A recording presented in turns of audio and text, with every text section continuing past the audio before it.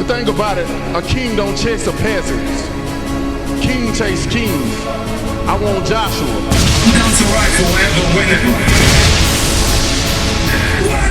Let's go, baby! Let's go! Welcome to the motherfucking relay where we're covering today's top boxing news. Okay, we'll start with this. Well, Wilder's KO of Brazeale peaked at 990,000 viewers for Showtime. According to figures released Tuesday by Nielsen Media Research, the Wilder-Brazeale bout attracted a peak audience of 990,000 from the Barclays Center in Brooklyn. The peak viewership includes those that watched the fight live on television and those that streamed it live. Their 2-minute, 17-second fight, the main event of a 3-bout broadcast, drew an average live viewership of 886,000. I was very curious to see what the viewership was going to be for this fight, this upcoming fight with Dominic Brazeale, to see just where exactly is Deontay Wilder's marquee value post Tyson Fury. You understand? That there were a lot of sentiments expressed by the fans that Wilder has officially crossed over, that he's a pay-per-view attraction, and that he's, his stock has risen dramatically. So I really was waiting to see what these figures were going to be, because these figures, more than anything else, more than any comments that you can read on Facebook, YouTube, or Instagram, these figures, more than anything that Wilder's fans have to say, tell the story, truly communicate just where his marquee value is. We then look over to the PBC's website, which reports that, Deontay Wilder, he starched Dominic Brazeale before a crowd of 13,181 people. 13,000. I'm going to preface everything I'm about to say with this. This is not about taking shots. This is about getting to the truth. Now, sometimes while getting to the truth, you may have to take some shots. You got to take some shots. You got to tell the truth. So it's going to come off as taking shots. But the reality of it is, the focal point of it is getting to the truth. So when I see these numbers, 990,000 viewers on Showtime, 13,000 in attendance, that does not communicate to me that Wilder has officially ascended into superstar status. The whole point of doing radio spots and TV spots and getting your face out there, the whole point of that is getting to a point where you're popular enough that people want to pay to see you fight. The focal point isn't just getting popularity. The focal point is getting popular enough to where people will pay to see you fight. It's not popularity for the sake of popularity. It's popularity in the interests of drumming up business. Popularity in the interests of earning power. That if it doesn't translate into dollars and cents, then it doesn't translate into much. Because that's what it's for. I don't doubt that Deontay Wilder in the last 12 months has become a more popular, more talked about guy than he was before. You understand that at minimum what you have to acknowledge is that perhaps, with the Stavern knockout having gone viral, and this knockout of Dominic Brazeale having gone viral, that maybe it's not just hardcore boxing fans that really follow the sport closely. Maybe it's not just them that know of Deontay Wilder. Casual fans may be beginning to know of Deontay Wilder. Perhaps, because, those knockouts, they are going viral. They circulate through the internet. So perhaps he's becoming more known. Maybe. Something goes viral, circulates around the internet, millions upon millions of people are seeing it, and millions upon millions of people are talking about it. They might be. But unless it translates, those millions upon millions of people are the kind of people that are actually going to go out and purchase a ticket to the fight, then it's all for nothing, okay? It's all for nothing. Because you're not going to get paid how many times you get mentioned in Facebook groups. Don't get paid for that. Or how many times you get mentioned on Twitter. Don't get paid or for how that. many times you get mentioned on Instagram. Don't get paid for that. That's not the focal point. The focal point is not simply getting mentioned in social media platforms. The point of it is getting popular enough to where you can drum up business. Getting popular enough to where people will pay to see you fight. So while you might have millions upon millions of people, internet people, in the country or around the world, seeing you, talking about a viral video that they saw on the internet, unless those are the kind of people that are actually going to show up to the fight, pay to go to the fight, then it's all for nothing. Unless those millions upon millions of people are people that are actually tuning in to the live broadcast, thereby translating into big viewership for the network. Unless it translates into either of those two things, unless it makes a dent in either of those two areas, then it actually has no impact. On your marquee value. That could be, more people that wave to you when they pass you in the street. Could be that, they passed a guy in the street. Hey, that's that guy that knocked out that other guy. But I don't think that the effort is to get people to simply wave to you in the street. The effort, the focal point of all these efforts and everything that's going on, the focal point is getting the attention to translate into dollars. And until it translates into dollars, then it hasn't had an impact on your marquee value. Because your marquee value is very specific. That's your ability to generate money with your fights. And you know what? You can be popular as hell, but if all those people that you're popular with, if they're not willing to come out and see you fight, then it hasn't had much of an effect. We look at what's going on, okay? These are not matters of opinion, these are matters of fact. It is a matter of fact that Anthony Joshua is playing a bigger, more historic venue in the same city that Deontay Wilder just fought in. Where Wilder fought at the Barclays Center in Brooklyn, Anthony Joshua was fighting in Manhattan at Madison Square Garden. And the tickets to his fight cost 3 times as much as the tickets to Wilder's fight. And he's already sold more of them. So I'll address this next question to Deontay Wilder's fans. Any of his fans that might be watching this video, clenching their fists, getting upset that I'm citing simple matters of fact. These are not matters of opinion. These are his ticket sales. This is the viewership for what was his last fight. I'll address this question based on matters of fact to this guy's fans. How is it that you guys are trying to tell me, tell the boxing world, that Deontay Wilder is on equal footing with Anthony Joshua in terms of marquee value when they're playing the same city and Joshua's already sold more tickets than Wilder has? At a higher price. Oftentimes they try to belittle Anthony Joshua's marquee value. Try to dismiss it. They try to relegate it to being simply domestic marquee value that has no bearing in the American market. Yet here in the American market, Anthony Joshua sold more tickets to his fight than Wilder did for his. And this is Anthony Joshua's American debut. He doesn't have a base here, you understand? He ain't from here. He has not had the exposure to the American people and the American market that Wilder has had in 42 professional contests. And yet, he's selling more. He still sold more tickets than he did. But you want people to believe that this guy is supposed to give Deontay Wilder half the pot for no reason other than because Deontay asked for it. Fuck out of here. Then because Deontay feels that he deserves it. Even though the numbers themselves, they say otherwise. The numbers don't tell the story that Deontay is telling, and the numbers don't tell the story that you're telling. Now you guys out there that may be Deontay Wilder fans, you may be telling yourself, I'm not pocket watching. I ain't worried about no other man's money. Well, you must be worried about another man's money because according to you, Deontay Wilder deserves half. When the numbers don't tell that story. And rest assured, it's his demands that have stifled the progression of this fight. It's his demands that are delaying this fight. It's what he thinks he deserves. It's what he wants that is stifling this fight. Because he's already been offered well over what he can earn on his own. Well over that. Several times already. That from April 2018 till now, he's been made 5 consecutive offers, each one bigger than the last, and he still won't bite.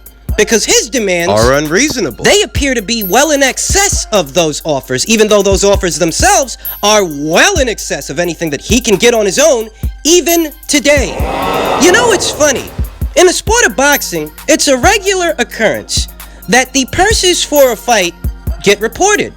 You know, what the fighters stand to make in the fight. It's a regular occurrence. It's no isolated incident, you understand? Anybody that follows the sport of boxing knows that the recorded purses of the fighters that are going to be fighting are often reported. And yet in Deontay Wilder's case, for some strange fucking reason, all of a sudden, now his purses aren't reported. Where the purse was reported before, right before, in terms of what he was going to be guaranteed for the Tyson Fury fight and what they could make depending on what the buys were, where that was reported, you know that the purses for this Brazeale fight, they were never reported? We don't have a fucking number as far as what he made from that fight. Gee, I wonder why. Now, why is that? Could it be because whatever he got for that fight is likely lower than DAZN's offer? than what the people over there at DAZN offered him?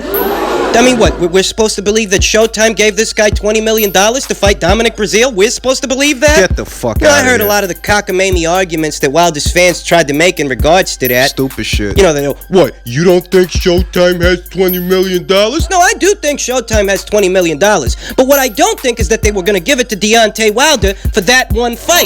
That's what I don't think. I don't think that Showtime, the people over there at Showtime, were going to throw $20 million at Deontay Wilder to fight that guy, knowing they wouldn't get a return on that, because that's not a $20 million fight. Now, DAZN was willing to pay that guy $20 million guaranteed to have that fight on their platform, but he turned it down. Remember? And what I gather is that if his purse today was not reported, Yeah. if there's a gag order on what Deontay Wilder's purses are looking like these days, it's likely because somebody doesn't want you to know. They don't want you to know that Deontay Wilder turned down $20 million from DAZN to make less money on Showtime, because that would reflect poorly on him. That would exemplify the duck. How do you turn down $20 million for a fight you were going to have anyway? How do you turn down $20 million for a fight you were going to have anyway that would have led into an Anthony Joshua fight for the undisputed heavyweight championship? How do you turn that down to stay on Showtime and make less money? What the fuck? Why the fuck would you do that? I'll tell you why the fuck you would do that. Because you're fucking stalling. You're the one that's dragging this thing out. You're the reason that the fight hasn't happened yet. Where the fight is in demand, where the boxing community is clamoring for that fight, you're the reason they're not getting it.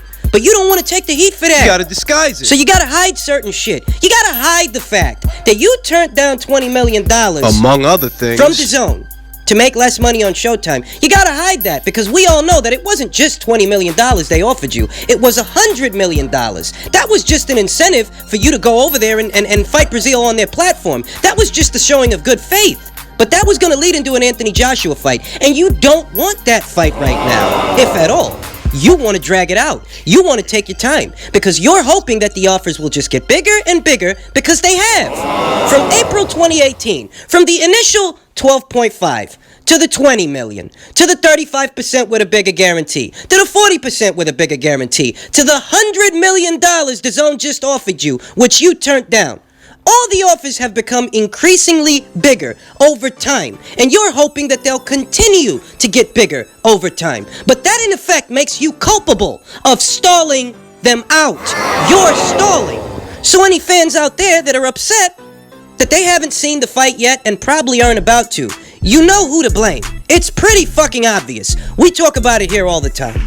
Nevertheless, I knew that already. that's a subject we broach here often, but that's not necessarily the focal point of this video. We're trying to make an assessment of Deontay Wilder's current marquee value based on the numbers that he just put up.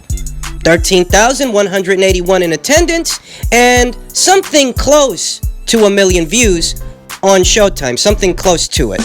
Those numbers, they don't indicate to me that Showtime would throw Deontay Wilder 20 mil for Brazeale. $20 million to fight Dominic Brazeale? Really? For that one fight? For a fight that didn't even get him 1 million views? You expect me to believe that he was paid $20 million by Showtime for a fight that didn't even result in 1 million views? Nah, I don't think so. I'm not fucking stupid. Maybe you are, but I'm not. I'm pretty sure they didn't throw him that amount of money to have that fight on their network, because that fight is not of such great value. It does not draw in such great viewership that it would warrant them throwing that amount of money at Wilder for that one fight. That makes no Economic. fucking sense in any capacity.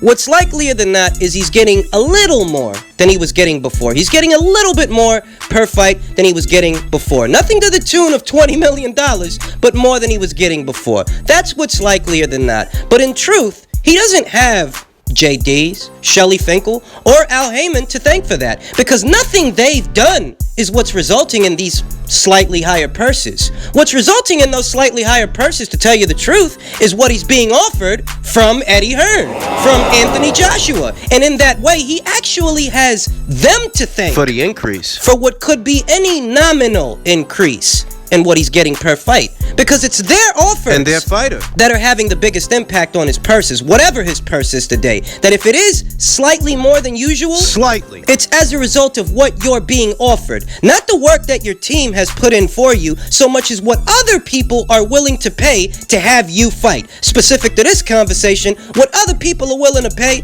to have you fight Anthony Joshua. How does that work? I'll tell you how it works. Wilder's team know the numbers. They know all the numbers. They know what this guy can generate right down to the last red cent. The last fucking penny. They know what this guy's worth, and they know that what DAZN is offering him is well in excess of what he's worth. Well in excess of what he can generate on his own, because we see the ticket sales and we see the viewership, okay? So they know that what DAZN is offering him is substantial, but they don't want to play ball yet. They don't want him to have that fight yet. So they've got to give him something to keep him on their side of the street. It may not be equal to or greater than what DAZN offered him, but they've still got to give him something. They've got to give him some kind of an increase. But that increase, that's not as a result of the work that they're putting in, because we can see they haven't done much with him. He's got 42 professional fights. He's only been on pay-per-view once. He's been a pro 11 years. So we can see that whatever work they did, it didn't do a hell of a lot. If he's getting an increase, it's not as a result of the work they put in, and it's not as a result of his own popularity, because we see his ticket sales and we see his viewership. You went from being on pay-per-view to not being on pay-per-view. So this increase, it's not as a result of you so much as a result of what you're being offered by other people. People like Eddie Hearn. He actually has Eddie Hearn to thank for any increases in his purses that he may be getting. Because in truth, there is no dramatic increase to Wilder's marquee value. We see the viewership numbers, we see the attendance, and when we look at the attendance for this past weekend's fight, it's still in the same neighborhood of what? The Luis Ortiz fight. That was a fight that drew, 14,000 people? Something like that? Okay, and that was a fight that took place before the Tyson Fury pay-per-view. Well, now, you drew in, 13,000 people with this thing? 13,181 people? Okay, well, that's not a dramatic increase to you, to the number of people that come out to see you fight. It's not a dramatic increase to that, so it's not a dramatic increase to your marquee value. Essentially, any compensation, any increases to what Deontay Wilder is getting per purse is not as a result of increased attendance so much as the offers that you're being made from other people to go fight on their platform. That's having a bigger impact on your purses than the actual fights you're having. But if there are other people that are making you offers to come fight on their platform, you know who they want you to fight. You know who it's for. It's not just about you. You know, it's not just, we want Wilder to fight on that platform. No, we want Wilder to fight Anthony Joshua on our platform. We're willing to pay him very good money to have him come fight Anthony Joshua on our platform. So in that way, if there are any increases to Wilder's purses, if there's any change in his market value, it's more as a result of the energy around the Joshua fight than anything he or his team is doing. The offers you're being made are having a bigger impact on your purses than the actual fights you're having. So in that way, Wilder, post-fight, he should be thanking Eddie Hearn. Because Eddie, he's known for overpaying fighters to see a fight get made, and he's willing to overpay you. But you, unlike other fighters, are unwilling to fight.